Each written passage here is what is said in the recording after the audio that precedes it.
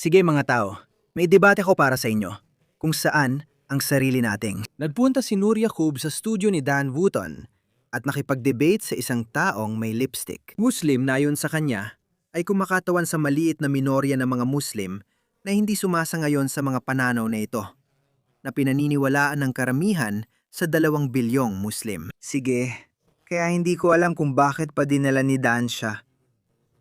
Dahil ang mga pananaw niya ay hindi tinatanggap ng karamihan sa komunidad ng mga Muslim. Kaya magre-react ako dito dahil malinaw na magaling ang ginawa ni Nur Yaqub. Siyempre, sa live debate, hindi mo agad mapapakita ang references. Tuwing tinatangkang palabnawin niya ang tunay na kahulugan ng mga talatang yon, inilalabas ko ang mga ito. 20 minuto ang haba ng video. Susubukan kong i-play ito hanggat kaya ko ng walang patid. Pero ipapakita ko sa inyo ang mga sanggunian para suportahan ang sinasabi ni Nuria kumpara sa sinasabi ng lipstick Muslim. Panoorin natin. Isuko ang kanilang relihiyon. Ngayon, yan ay isang tanong na karamihan sa mga tao ay masyadong natatakot na itanong ng malakas. Pero sa mga Pakistani Muslim na gang ng panggagahasa, mga lugar na hindi pinapasok ng autoridad, panawagan ng mas marami pang hukumang Sharia, magkakahiwalay na lipunan at tumitinding banta ng terorismo na laging laman ng balita. Marami na ang maniniwala na dapat nang itigil ang pagpapanggap na ang Islam ay karaniwang relihiyon lang. Milyon-milyong moderate Muslim ang maaring tahimik na namumuhay sa Britanya, ngunit tila ang ideolohiya ay salungat sa mga pagpapahalagang kanluranin tulad ng kalayaan sa pagpapahayag, karapatan ng kababaihan, mga karapatan ng mga bakla at sekular na demokrasya. Kaya isang simpleng tanong. Bilang panimula, narito ang sanggunian. Walang duda rito. Ito ay sahih hadith na tinatanggap ng lahat ng Sunni madahib. Kaya, 90% ng mga Muslim ay binubuo ng mga Sunni. Sinabi ng sugo ng Allah na si Muhammad, ito ay Sunan an-Nasa'i, Sunan an-Nasa'i, Sunan an-Nasa'i. Mayroon pang iba, hindi lang Sunan an-Nasa'i. Sunan Sahih Bukhari, ayan. Sunan an-Nasa'i, ulit. Lahat sila ay nagsasabi ng isang bagay. Sinabi ni Muhammad, ang magpalit ng relihiyon ay dapat patayin. Kaya teknikal, maaari tayong mga tuwiran na, hey, hindi naman namin binago ang aming reliyon. Iniiwan lang namin ang inyong reliyon. Pero ang parusa sa pagtalikod sa pananampalataya ay kamatayan. Walang duda tungkol dito. Sige, tuloy tayo. Tanong, pag-uusapan na natin yan. Dapat bang pilitin ang mga Muslim na talikuran ang kanilang pananampalataya para ganap na makibagay sa lipunan sa Britanya? Pinag-aawayang issue ito. Bituin ng Green Party na si Fahima Mohammed at dating Muslim na host ng sikat na podcast na Beyond Belief, Nuria Khan. Nuria, dapat bang magpalit ng relihiyon ang mga Muslim sa Britanya? O kahit hindi sila magpalit ng relihiyon sa Kristyanismo, dapat ba nilang talikuran ang pananampalatayang Islam? Tingnan mo Dan, maganda yung iniisip mo. Sa totoo lang, gusto ko ring mangyari yan sa perpektong mundo. Pero dapat nating maintindihan na hindi pwedeng isama ang Islam sa ibang relihiyon. Hindi lang ito personal na pananampalataya na itinatago sa likod ng saradong pinto, may political din itong aspeto at laging nakikialam sa pampublikong buhay. Sinusubukan nitong ipilit ang sarili at alisin at sirain ang secular at demokratikong mga pagpapahalaga na meron tayo, alam mo, maraming taon nang ipinaglaban at ikinamatay ng mga tao sa bansang ito ang mga pagpapahalagang iyon. Kaya naman, totoo ito at isa itong papuli sa'yo, Fahim. Natutuwa ako na ikaw ang uri ng Muslim na ganyan. Dahil kung kaya nating tanggalan ng pangilang Islam at sabihin na, tama, aalisin natin lahat ng mga Ahmad Yaqub at ang Islamistang pag-iisip mula sa Islam. Nakakatawang pareho ang sinabi ni Muhammad. Nagsimula ang Islam bilang maliit at baka matapos din bilang kakaiba at maliit na bagay. Talagang inaabangan ko ang araw na yon na ang Islam ay babalik sa pagiging isang bagay na tahimik, kung saan magdadasal ka lang ng 5 beses sa isang araw sa bahay mo o sa moske, hindi ka sumisigaw sa mga sermon na patayin ang mga Hudyo o itapon ang mga bakla mula sa pinakamataas na tore, at hindi mo sinasabihan ang mga babae na manatili lang sa bahay. Sa tingin ko, magiging perpekto kung kikilalanin ng gobyerno ng UK na ito ay isang tunay na banta at hindi inosenteng ideolohiya, at na ang Islam na walang pangil ang siyang pinakamainam. Una sa lahat, hindi yun ang Islam. Yan ay pagpili lang ng ilang tao. At hindi ko tatawagin na Islam yon. Tatawagin ko yung mga red pill na lalaki. Tatawagin ko yung mga lalaki sa pangkalahatan. Galing yan sa lahat ng uri at hindi dapat talikuran ang reliyon. Hindi lahat ng relihiyon kasi hindi yun demokrasya. Particular, Islam. Partikular Islam o sigurado. Fahima, paalala lang. Ganito ang strategy ni Fahima, kaya may espesyal tayong tawag sa kanila. Ako ang nag-imbento ng terminong lipstick Muslim. Salamat Nuria sa paggamit ito. Si Fahima ay isang klasikong lipstick Muslim na namimili lang ng gusto niya at ipinaliwanag yon ni Nuria. Pinipili niya lang ang mga bagay na tugma sa gusto niyang kwento at pananaw sa Islam. At yun ang sinusunod niya. Kahit may malinaw na utos, tagubilin, at walang di pagkakaunawaan sa mga eskolar sa isang posisyon. Halimbawa, tulad ng sabi ko, ang sinumang tumiwalag o magpalit ng relihiyon mula sa Islam ay dapat patayin. Tatalakayin din natin ang ibang paksa. Sa bawat isyung inilalapit sa kanya, sinasabi lang niya, hindi yan Islam. Sino siya? Paano niya napipili kung sinong eskolar ang sinusundan niya? Hindi niya sasabihin sa'yo kung sinong eskolar ang sinusundan niya. Hindi ko nga alam, sa totoo lang, kung anong sekta siya nabibilang. Kasi kahit ang hijab niya ay hindi ayon sa kagustuhan ni Muhammad o ayon sa mga patakaran ng Islam. Kaya ang babaeng ito ay isang lipstick Muslim. Pero mas malala pa doon, isa siyang hindi mahalagang Muslim dahil ang mga Muslim na ito ang mahalaga. Pumunta kayo at sakupin ang katabing bansa. Anong gagawin natin? Papatayin natin silang lahat. Hindi. Sabi ng propeta, una ninyong anyayahan silang pumasok sa Islam. Kung tumanggi, sabihin na inobliga sila ni Allah na magbayad ng buwis. Kapag may kaaway na sumalakay sa inyong bansa, hindi kayo lalaban. Kami, mga Muslim, ang magpoprotekta sa inyo. Subhanallah, kapalit lang ng kaunting pera? Oo. At mag-enjoy kayo na nakaupo lang sa inyong mga tahanan at sa inyong bansa at mamumuhay ng normal. Yung kaunting pera na yon, pwedeng umabot ng 50%. Ganito rin ang ginawa ni Muhammad sa mga Hudyo ng Hebron. Sinisingil niya sila ng 50% buwis. Poltex ang batas ay para sa Sharia. Kaya hindi kayo magbubukas ng mga nightclub, hindi kayo makikiapid, kung tumanggi sila, kailangan nating lumaban. Kapag nilabanan namin kayo, huhulihin at gagawing alipin ka namin. Pati kukunin ang lupa nyo dahil tumanggi kayo. May dalawang magandang pagpipilian ka sa susunod na 40 o 50 taon kapag lumakas na ang mga Muslim. Sa UK, sa Pransya, sa Alemanya, siguro sa Amerika at Australia at New Zealand. Iyan ang sinasabi nila sa inyo. Mayroon siyang mahigit 1 milyong tagasunod, subscribers. At maaari kitang ipakita, maaari kitang patugtugin ng daan-daang ganitong mga video mula sa ibang tao, mula sa ibang mga iskulang na Muslim na sumasang-ayon sa lahat ng sinasabi ni Nuria. Ang pagkakaiba, sabi ni Nuria masama yon. Sabi naman nila, mabuti at maganda yon. Iyon lang ang pagkakaiba. Ang mga katulad ni Fahima ay totoong minorya pa rin. Dati kong sinasabi na ang mga taong ito ay minorya. Ang mga taong ito, dahil oo, karamihan ng mga Muslim sa panahon, karamihan ng mga Muslim bago sumikat ang social media ay ignorante sa Islam. Kaya mas umaasa sila sa kanilang kultura. Mga pamantayang halaga, tulad ng huwag manakit ng kahit sino. Ayos lang yan, huwag ka makialam sa iba, magtrabaho ka para kumita at kung ano-ano pa. Pero nung dumating ang social media, ang mga taong ganito ay naging mga superstar. Ngayon, sinasabi ng mga may alam sa Islam sa mga Muslim na dapat nilang kamuhian ang mga Hudyo at Kristiyano. Malinaw itong nakasulat sa Quran. Mangyayari ang mga bagay na ito. Ganap mong moral at Islamikong tungkulin na ipalaganap ang ang pananampalataya kay Allah.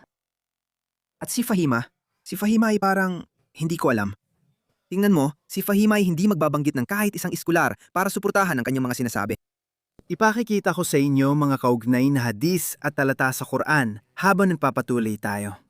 Gaya ng sinabi ko, ito ay tiyak na isang pananampalataya na bahagi ng Abrahamic faith na mas marami pa palang pagkakapareho kaysa sa inaakala mo. Muli, pinipili mo lang kung anong gusto mong piliin. Pinipili mo lang kung anong gusto mong pangtuunan. At gusto mo ring palabasin na parang, alam mo yon, ang karanasan mo o interpretasyon mo ay sharing interpretasyon naming lahat. Kaya nga tinatawag silang pinakamasasamang nilalang, hindi ba? Hindi. Ito na yon. Ito ay isang talata mula sa Quran. Quran ito, hindi ito hadis. Quran ito. Ayon sa Quran Kabanatawalo, talata 55, ang pinakamasama sa lahat ng nilalang sa paningin ni Allah ay yang mga patuloy na hindi naniniwala. Ibig sabihin, bawat hindi Muslim ay pinakamasama sa nilalang. Mas masahol pa kaysa sa mga ahas, alakdan, baboy, bakterya at mga virus. Mas masahol pa sa lahat. Pinakamasama sa lahat ng nilalang. Ikaw yon. Ganyan kung paano tinitingnan ng Islam ng doktrina ng Islam o ng Diyos ng Islam na si Muhammad ang isang tulad mo. At kapag sinabi yan sa mga batang Muslim sa mga madrasa, ano sa tingin mo ang mangyayari? Nabubuo sa kanilang paghamak at galit sa iyo. Hindi lang ito isang talata. Sa tingin ko, mga 12 talata pa ito. Heto ang isa pa. Para silang mga asno. Tingnan mo ito. Anong nangyari sa kanila? At tumatalikod sila sa paalala na para bang mga mailap na asno? Ang mga baka. Sinasabi ng Islam ng pinakamasama at mga baboy ang pinakamasama sa lahat ng nilalang. Parang sinasabi ni Fahima, hindi, mas marami kaming pagkakatulad. Alam mo kung saan sila nagkakaisa? Tinutulan din ng Kristyanismo ang homoseksualidad. Ang kaluran ay nakausad na mula rito. Oh, alam ko na maraming Kristiyano ang maaaring magsabi pa rin. Well, oo, pero hindi naniniwala ang mga Kristiyano sa pagtapon sa kanila mula sa mga bubong. Magkaibang pananampalatayang Kristiyano at Islam. Naniniwala ang mga Kristiyano sa pagtubos, pagpapatawad, at pagpapasa Diyos ng desisyon. Ang mga Muslim ay kabaligtaran naman. Pinaparusahan ka agad-agad. Maging agresibo sa pagpapatao ng mga pagpapahalagang Islamiko.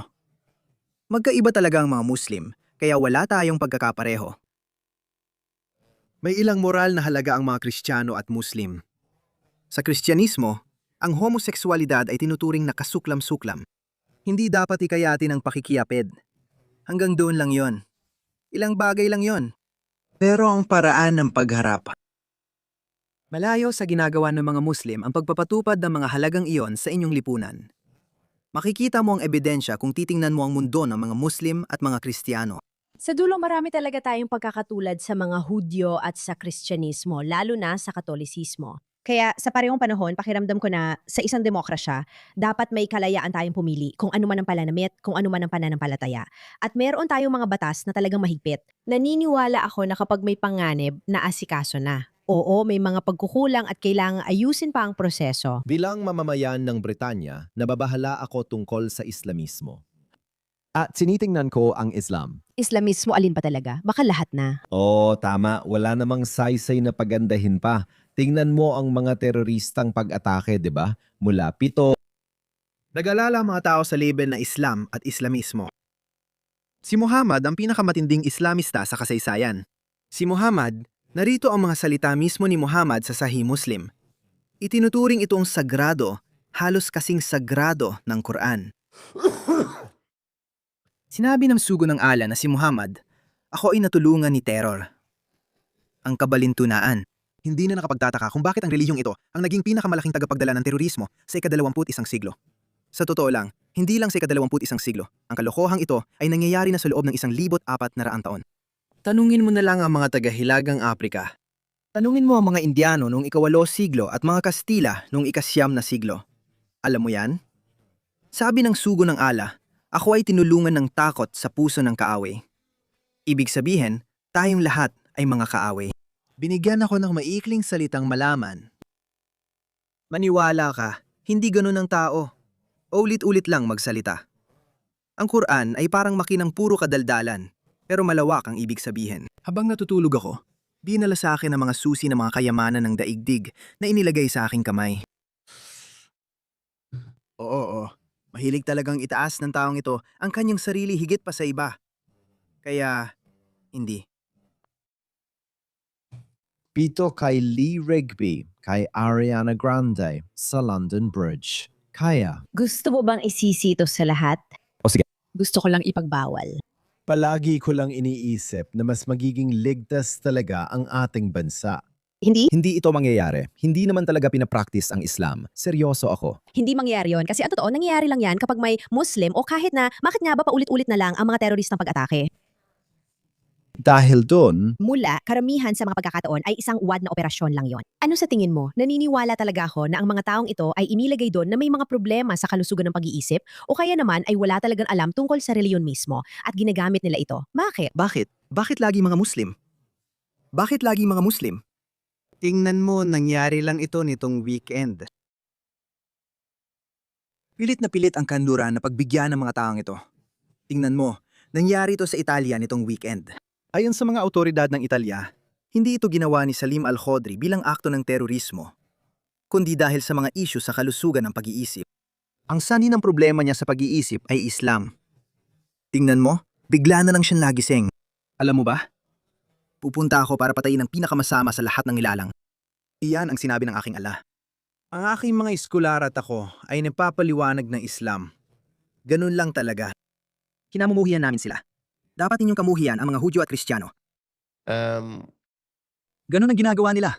Sinasabi nila, alam mo, papasok ako, sasakay ako sa kotse ko at babanggain ko ang lahat ng mga taong ito. Kaya lahat ng mga taong ito, kung titingnan mo sa kwadro na ito, maliban sa lalaking ito, lahat sila ay nabangga ng kotse. At kapag wala na ang kotse, makikita mo ang mga wasak na katawan na gumugulong sa lupa. Hulaan mo kung sino? Laging si Salim Al-Khudri ang pinaghihinalaan. Sabi ng mga autoridad ng Italya, mental health daw, na siya ring sinasabi niya, baka gumana pa yan 10 taon nang nakalipas. Hindi na yan ubra ngayon. Hindi papayag si Dan. Salamat sa tapang mo, Dan. Mas magiging ligtas, malinis, at maganda ang kanduran kung walang Islam. Kung walang Islam, mas magiging ligtas at malinis ang kanluran. Ginagamit lang nila ito tulad ng mga nasa dalungkanan na may bandila pero hindi naman naniniwala. Minsan pa nga tinatalikuran ang Kristyanismo. Ganyan din sa ibang pananampalataya, gaya ng sinabi ko. Sige. Pero yung mga taong nasa dulungkanan ay hindi naman pumapatay ng mga tao. Hindi sila nagpapasabog, hindi nila ginagawa ang mga ganung bagay. Kaya maling paghahambing ito. Ginagamit ba ito sa balita? Kapag Muslim ang sangkot, tumatagal pa ng linggo pero hindi natin ginagawa ito sa iba. Kahit may iba't ibang pananampalataya at background, hindi natin pinupuna. Oh, Siyempre, Hindi namin kailanman pinupuna yon. Nabasa mo na ba ang Quran? Ilang beses na? Sa English. Parehong Arabe at Ingles. So, sinasabi mo na hindi mo makita ang koneksyon tungkol sa utos na patayin ang hindi naniniwala o ang tungkol sa mga Hudyo at Kristiyano? Sandali lang. Kung sinasabing Hudyo at Kristiyano ang pinakamasasama sa mga nilalang, di mo maintindihan kung bakit may mga taong tinatarget ang isang grupo o gumagawa ng ganung bagay. Kaya nga, doon nila kinukuha ang inspirasyon mula sa mga bersikulong iyon. Mga ekstremista lang ang kukuha ng ilang sipi gaya ng ginagawa mo at susundin niyon ng hindi iniintindi ang konteksto, batas o teolohiya. ayon sa kanya, gaya ng sabi ko, ang mga eskular ng Islam ay magpapaliwanag sa iyo tulad ng ginawa ni Nuria Khan. Tingnan mo, ito ang talata sa Quran na binanggit ni Nuria Khan. Iyan ay Kabanata Siyam, talata 20 Siyam. Ang mga hindi naniniwala kay Allah at sa huling araw, gaya ng ikaw, ako, at lahat ng hindi Muslim, kahit nabigyan ng kasulatan. Nakita na natin ang mga kasulatan at pasensya na hindi ito kahanga-hanga. Paulit-ulit lang, basura ito. Ipapakita ko sa isang halimbawa. Kahit binigyan sila ng kasulatan, hindi nila itinuturing na bawal ang ipinagbawal ni Allah at ng kanyang mga sugo tulad ng baboy, pagsasayaw, alak, patubo at iba pa. Alam mo na, mga kinauhumalingan ng mga Muslim. Yung mga hindi sumusunod sa totoong relihiyon, ibig sabihin Islam. Labanan sila hanggang sa magbayad sila ng buwis, ng tuwiran at tuluyang mapasailalim. Yung eskular na nagsabi sa ng 3 magagandang pagpipilian, binigyan din kita ng 2, pero di mo tinanggap. Labanan sila at pilitin magbayad ng jizya. Wala itong kinalaman dito. Hindi ko alam kung nabasa ni Fahim ang Quran. Sa tingin ko, nagsinungaling lang siya o baka gumagamit ng coping mechanism. Hindi ito tama. Binasa ko ito sa'yo. Oo, binasa ko. Ano pang ibig sabihin nito? Halos lahat ng scholar, 78% ng mga Sunni o Muslim na scholar. Ayon sa mga Sunni scholar, hindi rin sang-ayon ang mga Shia dito. Direkto nilang sasabihin sa'yo ang sinabi ni Nuria tulad ng binasa ko lang sa'yo. Hindi ko pa yon ipinaliwanag o binigyan ng sarili kong paliwanag. Sinasabi nito sa mga Muslim na lumaban. Lumaban sa kanila. Lumaban sa mga Hudyo at Kristiyano. Lumaban sa bawat hindi Muslim hanggang sila ay matalo.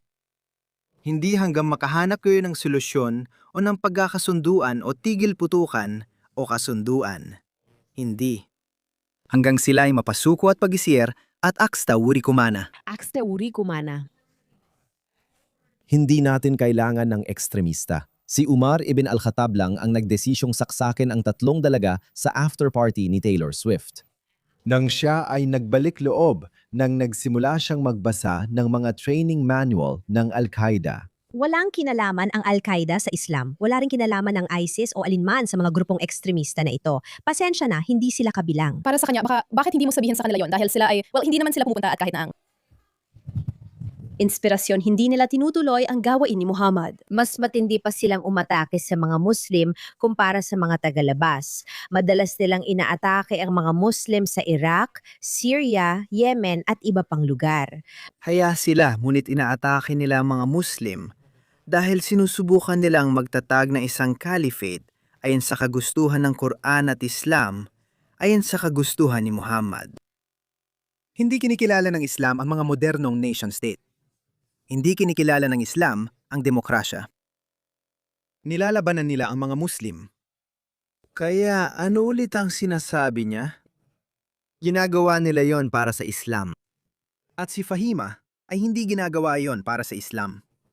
Si Fahima ay ignorante lang. Hindi ito galing sa kanila.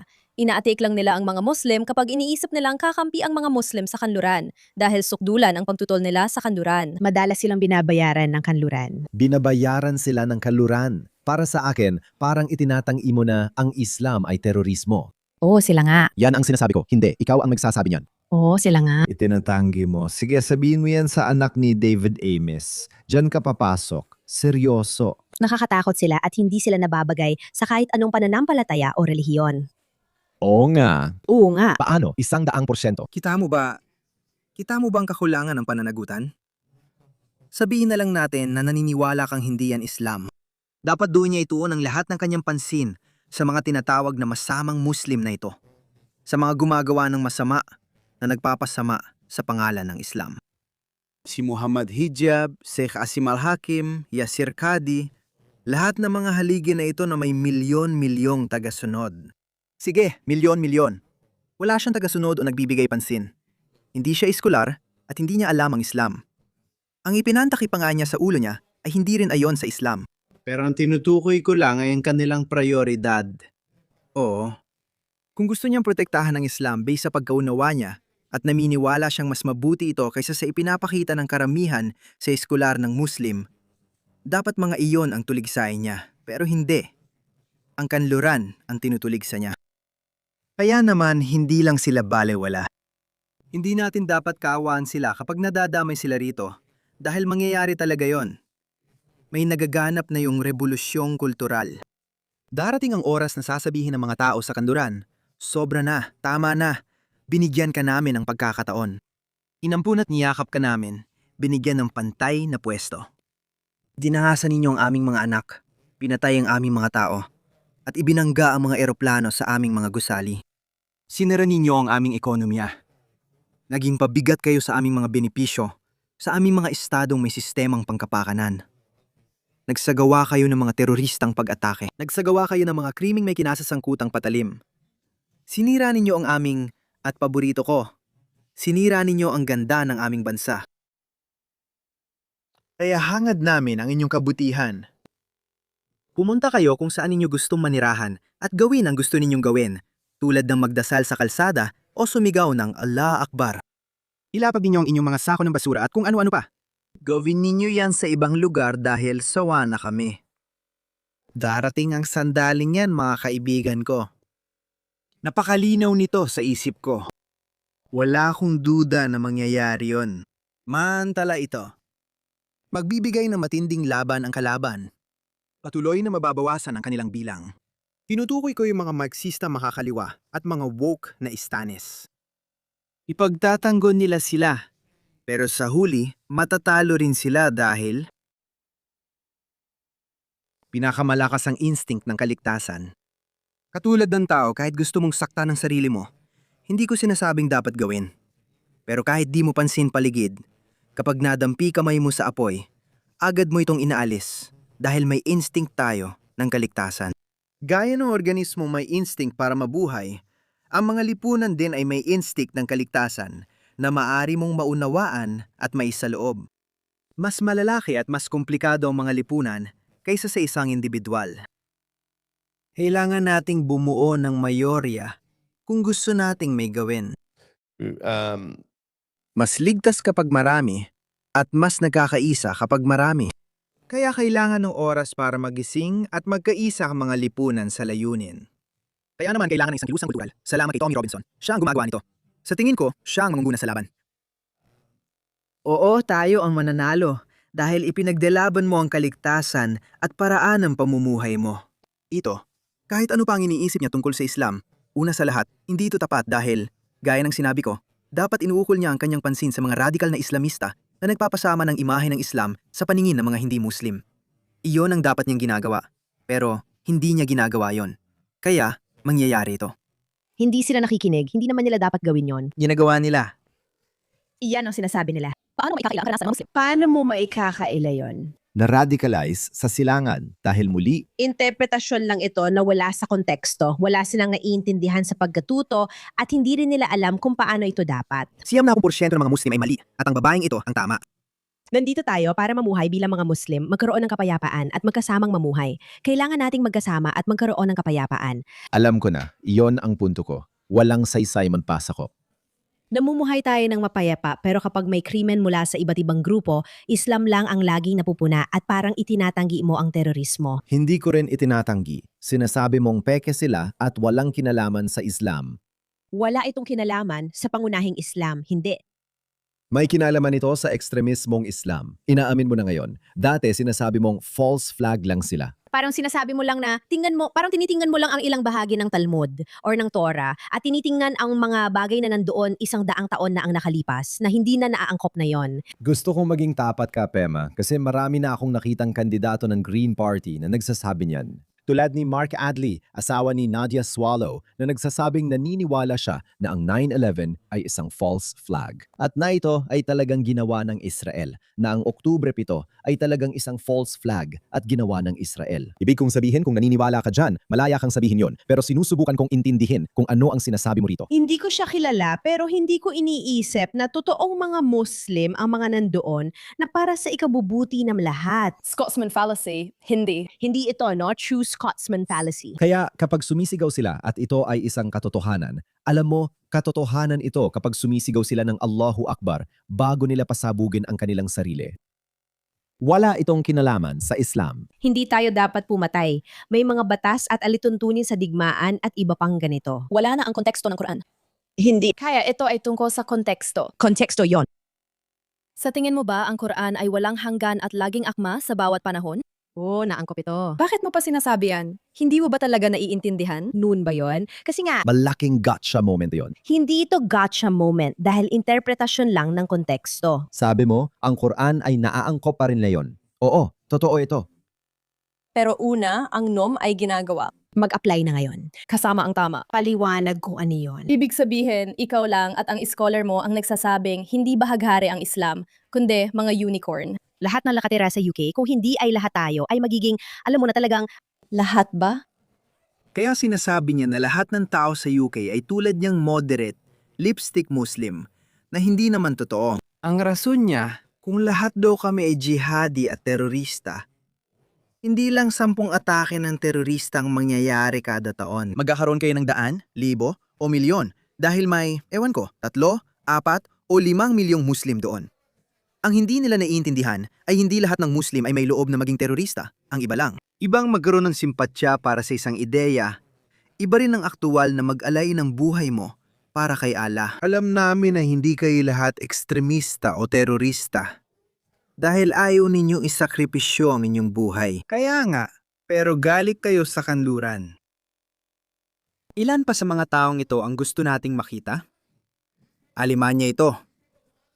Ang mga taong ito na humihiling ng Sharia ay hindi kaibigan ng kanluran. Tingnan mo sila. Sharia para sa'yo, Jay! Hindi sila mga lipstick Muslim. Tulad ni Fahima, ganyan sila. Pero ang dahilan kung bakit hindi sila basta-basta sumasabog sa mataong palengke ay dahil gusto pa rin nilang mabuhay. Pero alam mo, masasabi ko, mga duwag sila. Kinutukso natin sina Muhammad Hijab at iba pang nanghihikayat ng jihad. Tinatanong natin, bakit hindi kayo pumunta sa Gaza? Dahil mahal nila ang kanilang buhay. Iyan ang dahilan kung bakit hindi kayong lahat, o iyan ang dahilan kung bakit hindi mas marami sa inyo ang gumagawa ng mga teroristang pag-atake. Mali ang lohika mo dyan, Fahima. Muslim. Siyempre, nabubuhay tayo. Muslims. Of course, we're living in peace. Sa kapayapaan, kuya. kaya inaakusahan mo ang 2 bilyong Muslim na nagsasabuhay ng kanilang pananampalataya na bahagi sila noon. Ngayon na malaki na ang porsyento nila, 90 hanggang 95% sa kanila ay may anti-kanluraning pananaw at pabor sa Sharia, pabor sa Islamikong pananaw. Ngayon, hindi na. Hindi. Hindi naman lahat sila ay magiging terorista, pero lahat sila ay susuporta sa kanila. Sa madaling salita, yan ang sinasabi nila na, alam mo, hindi kita papatayin dahil sa paglapastangan sa Quran o sa paggawa ng kalapastanganan. Pero siya gagawin niya. Iyan din ang sinabi noon ni Mehdi Hasan. Bakit ka pa gagawa ng cartoons kung alam mo nakakasakit ito sa mga Muslim? Sabi niya, hindi ko gagawin yan. Pero ang radical na ekstremistang Muslim ang gagawa niyan. Sobrang grabe mo, parang kasama ka na sa watchlist ng MI5 Fahima. Pero gusto ko talagang. Fahima, I do... No, but Alokohan yung mga sinasabi mo, yung deputy leader mo, lalaki siya, siguro rin nirespeto mo si Mot. Ako, wala akong nirerespeto kahit sino. Kinikilala ko lang sa mga tao, hindi ko siya kilala. Hindi kami nandoon dahil sa samahan. Sige. Ang deputy leader mo, nung nahalal siya sa Birmingham Council, sumigaw siya sa harap ng lahat ng kamera, Allahu Akbar. Na yon, ibig bang sabihin nun? Ganito. Tingnan mo ito. Dapat lang ipagbawal ito. Konsehal siya sa Birmingham, may boses para sa Palestine pero wala siyang kinalaman doon. Saka siya sumigaw ng Allahu Akbar. Ang hindi naiintindihan ng mga tanga na ito ay, dahil sa mga kapananampalataya niya, nagdulot sila ng PTSD. Tuwing naririnig namin ang Allahu Akbar, napapaisip kami, uy, may masama bang mangyayari ngayon? Mawawalan ba ako ng mga braso o binti? Sabi nila, nakaka-offend daw ang sigaw na ito. Para sa kanila, ang ibig sabihin ay dakila ang Diyos. Pero ang totoo, dakila ang Diyos ninyo. Ikaw, payaso ka. Hindi namin kinikilala si Allah bilang Diyos. Hindi talaga. Pero ulit, hindi maiintindihan ng mga primitibong tao na ito ang mga patakaran ng makabagong mundo. Talagang nakaka-offend ito para sa mga taong naranasan ng pasabugin ng mga Islamistang sumisigaw ng Allahu Akbar. Dahil nga nangyari na talaga yon. Parang ako rin, sasabihin ko, nakaka-insulto talaga na meron. Parang saludong Nazi lang yan, hindi ko yun gagawin. Pero hindi ganon, hindi lahat ng tao ay konektado doon. Inagaw na nila yon, pero hindi ibig sabihin na lagi itong tinutukoy. Hindi ganon. Hindi parang mga Hudyo ang umagaw kay Allah. Ang mga hindi Muslim nilalait si Allah sa pagsabing Allahu Akbar, kaya hindi mo pwedeng tawagin. Malinaw na may kalokohan sa likod niyan. Pero kapag sinasabi mong inagaw na, inagaw ng sino ha? Ikaw mga kababayan mo, kapananampalataya mo. Muli, siya, hindi niya, siya. Ako, kinakatawan niya ang 5% ngayon. Siguro, kung magiging mapagbigay ako, kinakatawan niya ang 10%. 10% ng populasyon ng Muslim sa 10 beses sa isang araw. Alam mo, Dakila ang Diyos. Sa pagtatapos ng araw, sinasabi natin yan sa ating panalangin tuwing tayo'y nagdarasal. Sige, kaya mo maintindihan kung bakit may mga taong gaya ko. Dahil meron ka rin. Pasensya na kung na-offend ka. Ngayon, iniugnay ko na ang Allahu Akbar sa ekstremismo dahil laging isinisigaw ito, depende na rin sa interpretasyon mo. ibig sabihin nito ay patata sa Urdu at hindi. Kaya natatawa ako, pasensya.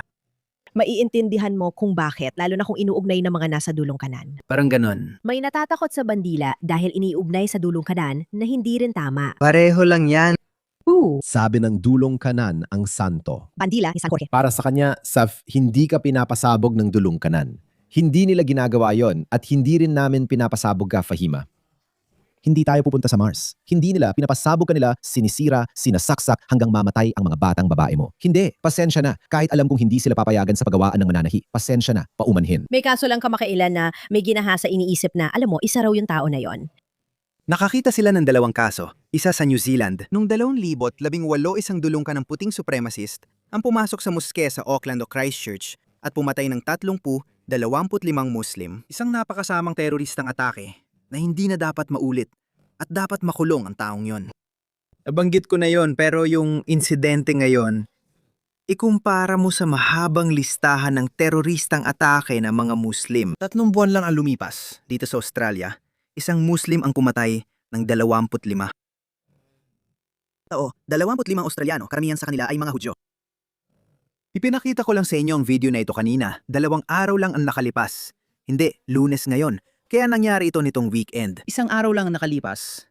Isang Muslim ang sumagasaan ng mga random na Kristiyano at Hudyo at umaasang makapatay ng mga Kristiyano at Hudyo. Sinagasa niya ang 12 sa kanila at 10,000 pa. Sabi ng iba, Umabot pa raw ng 100,000. Pero di ko alam kung totoo. Ibig kong sabihin, kahit ano pa man, may mga Muslim na nanggahasa. Karamihan ay British, Pakistani, Muslim. At hindi lang Pakistani, kadalasan ay galing sa maliit na rehiyon ng Mirpur. Hindi katimbang ang dami ng mga Pakistani na Mirpuri. Karamihan sa kanila ay sangkot sa malakihang, sistematikong panggagahasa sa mga batang babae sa Britanya. At ano may papantay niya doon? Yung isang baliw na nanggahasa ng isang Sikh na babae dahil inakala niyang Muslim ito? Mabulok silang lahat sa kulungan, wala akong pakialam. Sino bang may pakialam? Ayaw natin yan. Tayo, kung tutuusin, galit tayo sa mga taong gumagawa ng ganyan dahil tuwing may gumagawa ng ganyan, nagkakaroon ng puntong magagamit ang mga taong ito. Isang saglit, isa lang itong nakakaawang talking point, gaya ng sabi ko. Sa'yo, libu-libo ang halimbawa. Sa kanila, isa o dalawa lang ang kakaiba. Sila pero lumabas na si C talaga, kaya wag mo ako sabihan ng ganyang kalokohan o sabihing maliit lang sila. Kailan ang huling terorista atake laban sa mga tao? Pero hindi tinatawag na terorismo ang mga bagay na yon. Iyan ang pagkakaiba. Para lang yan sa mga Muslim. Hindi, sige. Kailan ba huling nagkaroon ng baliw na umatake sa Muslim? Wala namang ganoon. Parehong krimen nangyayari kahit saan sa mundo. Sige! Dito, tinatanggap lang ito para sa mga Muslim. Palaging pinag-uusapan ang terorismo. Hindi lahat nabibigyang pansin. Hindi mapigilan ng mga politiko ng Labour ang kakabanggit sa far-right. Terorismo yon. Isinasaalang-alang yon at saka Hindi ko itinatanggi iyon. May ilan talagang ganyan. Tingnan mo ang nakakatakot na halimbawa ng Australianong lalaki na namaril sa isang moske sa Christchurch, New Zealand. Hindi ko itinatangi ang terorismo ng far-right, pero pakiramdam ko. Iyan lang ang mga halimbawa natin. Tulad ni Brent. Ano man ang pangalan niya. Yung taga-Auckland na namaril sa muske at yung nanggahasa ng babaeng Sikh. Yun lang. Yun lang mga pare. May ilang pag-atake sa mga muske sa England mga paninira. Pero ulit, yung dalawang yun ay wala kumpara sa 12-12 ng pag-atake sa mga simbahan. 70%, hindi 70%. May nabasa akong ulat. Libo-libong mga simbahan ang sinunog sa nakalipas na mga 10 taon sa UK, Canada, Pransya, Alemanya. Nasusunog ang mga sinaunang simbahang ito. Literal na libo-libo sila. Sino ang gumagawa niyan? Itinatanggi mo na umiiral ang terorismong Islamista. At ako, ito ay isang bagay na sa tingin ko ay ekstremismo. Hindi ko ito itinanggi. Pakiramdam ko, kaya akong kilalanin ang mga kakilakilabot na katanghian ng simbahang Katolika na hindi mo ako naiintindihan. Hindi mo ako naiintindihan. Pero hindi mo kinikilala ang anumang pagkakamali. Hindi ko sinasabi na hindi ako. kinikilala sa labas ng konteksto. Nasa labas ng konteksto ito. Hindi yan ang Islam na alam namin ng karamihan sa Muslim. Hindi kami naniniwala doon at hindi yon ang aming paniniwala. Kaya hindi ibig sabihin niya na itinatanggi namin yon. Sige. Ayon sa mga pinagmulan, maghahasik tayo ng takot sa mga puso. Pwede mo akong i-quote dito. Ang ika-13 ay nagwawagi sa takot. At Ano ang ibig sabihin ng kinoti kita sa hadith na ito? Ito ang talata sa Quran na binanggit ni Noria. Surah Al-Anfal. Maghahasi kami ng takot sa mga puso ng mga tumanggi sa katotohanan. Ibig sabihin, Islam. Dahil itinambal nila ang iba kay Allah sa kanyang pagkadiyos. Kayo mga Kristiyano, sinasabi ninyong si Jesus ay anak ng Diyos. Itinambal ninyo si Jesus sa Diyos. Shirk. Kaya bawal yan. Kaya ilalagay ni Allah ang takot sa inyong mga puso. Iyan ang sabi nila. Wala namang alam si Hema tungkol dyan dahil hindi siya nakapag-aral. Pero kapag sinabi sa iyo ng mga Muslim, kapag sinabi ni Muhammad hijab, ito ang binabasa niya. Hindi niya ito pinayagan, walang hangganan. Kailangan mo lang maghasik ng takot sa kanilang mga puso. Apoy ang kanilang tahanan. Napakasama ng magiging hantungan ng mga makasalanan. May isa pa. Ganitong sinasabi sa 8:2. Pero tingnan mo. Nang sabihin ng iyong Panginoon sa mga anghel, ako ay kasama ninyo. Kaya palakasin ninyo ang loob ng mga naniniwala. Magpapadala ako ng takot sa puso ng mga hindi naniniwala. Ibig sabihin, tayong lahat. Kaya hampasin ninyo ang kanilang. Mga leeg at hampasin sa bawat dulo ng daliri. Para mas malinaw nating maintindihan yan, hayaan mong ipakita ko si Muhammad Hijab. Si Muhammad Hijab ang magpapaliwanag ito sa iyo ng mas mabuti kaysa sa akin. Akutin ang mga hindi Muslim. Pareho tayong nagbabasa ng Quran. Si Muhammad Hijab ay tunay at tapat na Muslim, hindi basta mistikong Muslim. Pakinggan mo siya. Sila, kung anong kaya mo mula sa lakas at mula sa mga kabayo, na ikaw ay magdudulot ng takot. Ikaw ang magpapalagalap ng takot. Ikaw ang magdadala ng takot sa mga kaaway ng Allah. Ha? Ang mga kaaway ng Allah at ang inyong mga kaaway. Gagawin ko, subhanallah, magdudulot ako ng takot sa puso ng mga kaaway. Ilalagay ko sa puso ng mga hindi naniniwala ang takot at sindak. Hampasin sila sa leeg. Nakakatawa ito. Hampasin mo rin ang bawat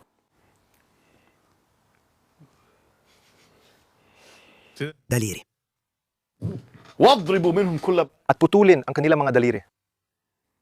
Bakit daliri? Bakit daliri? Bakit? Bakit daliri? Bakit hindi? Mga binti, Mga paa.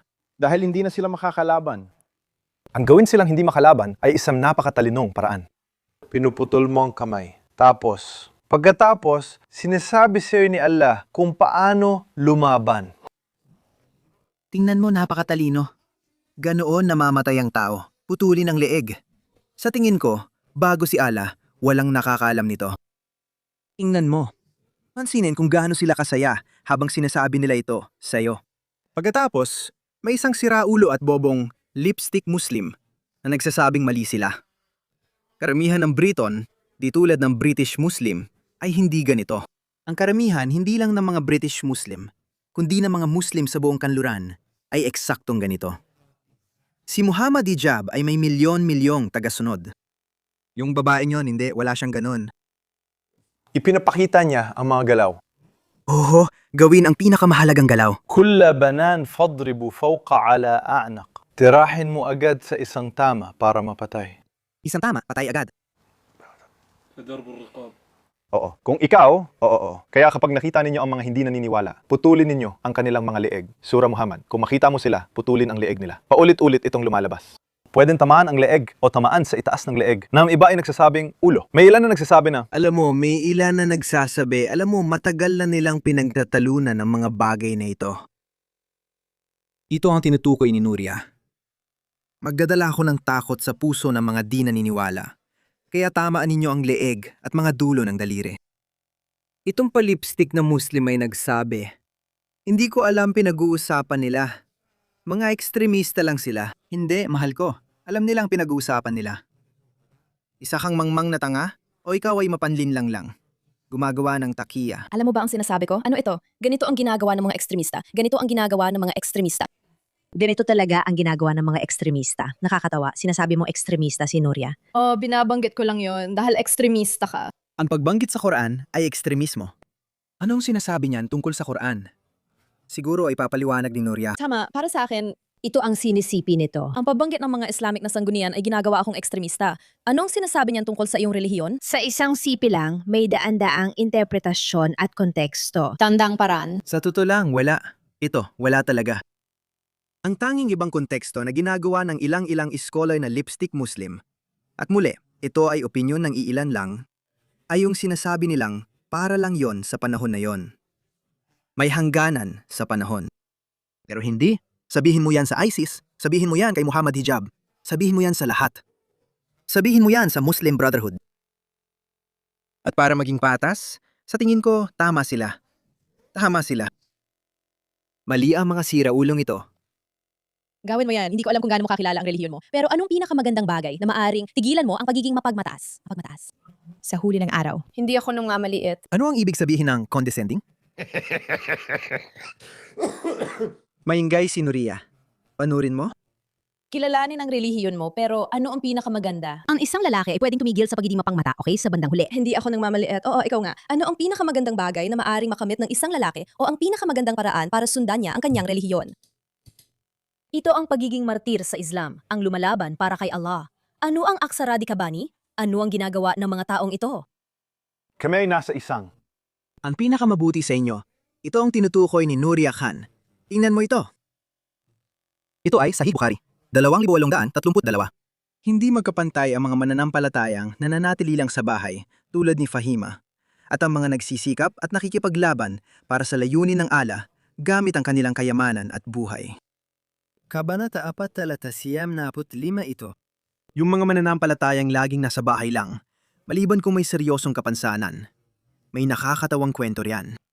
Si Muhammad mismo ang nagdagdag nito dahil ganito dumating ang talata. Hindi kapantay ang mga mananampalatayang nananatili sa bahay sa mga nagsisikap sa landas ni Allah gamit ang ari-arian at buhay nila. Itinaas ni Allah ang antas ng mga nagsisikap gamit ang kanilang ari-arian.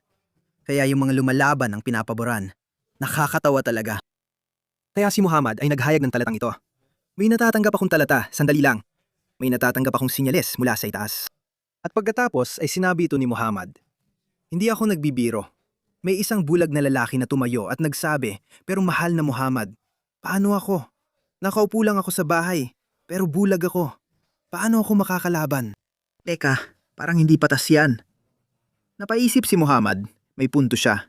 Sabi niya, hanapin ko muna. Tingnan mo, ito na. Kaya, babasahin ko ito sa'yo ha? Dahil ito ay mula sa Jami at Tirmidhi, 303 at ang grading ito ay Sahih. Kaya, bla bla bla.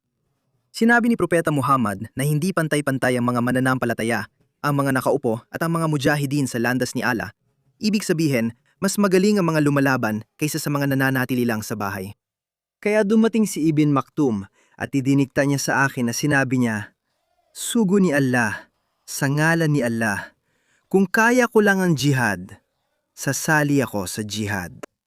Bulag ako at walang nakikita, baka maling tao pang masaktan ko. Kung sumali ako sa jihad, baka sarili kong mga tao ang mapatay ko. Kaya tingnan mo ito, tingnan mo ang ginawa ni Muhammad. Kaya bigla, sa puntong ito, kinalimutan ni Allah ang mga may kapansanan. At sabi ni David Wood, ito na ang pinakahalatang peking propeta sa kasaysayan ng sangkatauhan. Kaya ipinahayag ni Allah sa kanyang sugo, habang ang kanyang hita ay nakadikit sa aking hita. Kaya itong taong nagkukwento sa inyo, si Sahal bin Saad, buti na lang at nandun siya. Kung wala siya, hindi niya ito na ikuwento. Sabi niya, ang hita niya na nakadikit sa akin ay sobrang bigat na natakot akong mabali ang hita ko. Pagkatapos, ipinahayag ni Allah sa kanya, maliban sa mga may kapansanan. Kaya ang linyang ito ay idinagdag lang pagkatapos. Tignan mo ito. Maliban kung ginagawa nila ito dahil sa kapansanan. Ganun lang, kaya ayon. Kaunting dagdag lang yan. Yan ang tinutukoy ni Nuria. Eksaktong iyon ang punto. Hindi ibig sabihin nito na dapat kang lumabas at tumatay na inosente. Ang ibig sabihin lang, kung inaatake ang bahay mo o ikaw ay Sa ganong paraan, paano mo nagawang sabihin na ganoon ako bilang depensa? Paano mo nagawa? Hindi, paano mo nagawa?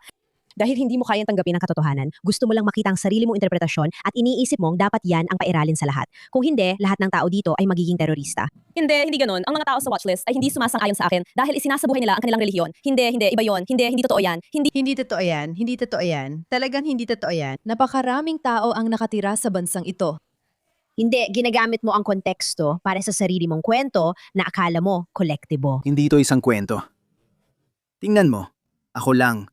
Ang karamihan ng mga eskular na Muslim ay sumasang-ayon sa kwento ni Nuria. Hindi kolektibo. Sige, sabihin mo yan sa mga nasa terror watchlist. Marami sa mga tao nasa terror watch list ay binabantayan lang, pero hindi ibig sabihin ay may gagawin silang masama. Magkakaiba rin kung paano sila nagiging banta. Ganyan ako magtrabaho. Ayos? Ang Prevent ay punong-puno talaga ng mga referral tungkol sa Islamist terrorism. Kasama na, by the way, yung pinakabagong atake na nakita natin sa Golder Screen. Oo, isa na namang pagkabigo, gaya ng kay Axel Aksarudi Cabana. Pero tingnan mo, sa tingin ko, ang pinakamahalagang bagay ngayon ay natotoo at seryoso ako dito. Talagang seryoso ako, sa tingin ko, at hindi ko ito sinasabi ng basta-basta. Sa tingin ko, pareho kayong naging napakatapang para makipag-usap ng ganito. Sa tingin ko, wala nang magiging palitan sa kanila. Wala nang ganoon. At ang karamihan sa mga Muslim ay hindi yun kinukonsinte. Yun ang sinasabi ko, hindi kami basta nagpapataw ng pakalahatang pagbabawal at sama-samang naninisi. Oo, kinukonsinti nga nila yon. Ang pananahimik nila ay patunay ng pagsang-ayon. Hindi ganun yun gumagana. Toto, nirerespeto ko kayong dalawa. Nirerespeto ko. Sige, may isa pa. May isa pang punto kung saan si Fahima mismo ang nagsabi. Sa tingin ko ito ay bandang dulo ng debate, na sinabi niya na kinakatawan ko ang isang maliit na minorya ng mga Muslim. Oo, totoo yun. Kinakatawan niya lang ang maliit na minorya ng mga Muslim, hindi ang karamihan ng komunidad. 2 bilyong Muslim ay hindi sabay-sabay sumasabog na yon dahil may instinct din silang mabuhay. Pero hindi yun garantiya na wala silang mga pananaw na Islamista. Mga pananaw na Islamista na hindi tugma sa pananaw ng kanluran. At iyan ang dahilan kung bakit kapag dumating na sa matinding sitwasyon, kapag kailangan nilang mamili sa dalawa, palagi nilang pinipili ang sarili nilang panig. Hindi ito mabuti para sa publiko, kaya darating ang oras na kailangan talagang ibalik ang marami sa kanila sa pinagmulan nila. Dapat silang sabihan na tumira sa bansang bagay sa kanilang pamumuhay. Sana hindi ito naging nakakainip. Sana may natutunan ka. Hindi ko madalas ibibangk ang Islam pero tingin ko minsan kailangan. Habang ipinapakita ko ang masasamang asal ng mga Muslim, sa tingin ko mahalagang ipaalam pa rin sa mga tao ang mga panganib ng Islam. Nagsulat ako ng libro halos 1 dekada nang nakalipas. Ang pamagat nito ay Ang Sumpa ng Islam. Ang pamagat nito ay The Curse of God, Why I Left Islam. Basahin mo ang librong yon kung magkakaroon ka ng pagkakataon. Available din ito sa Audible. Pwede mong i-download ang audiobook. Umalis na ako ron. Nakatuna ako ngayon sa pagsalba sa kanduran, pero mahalaga pa ring ilantad ang Islam. Hanggang sa muli, Tara.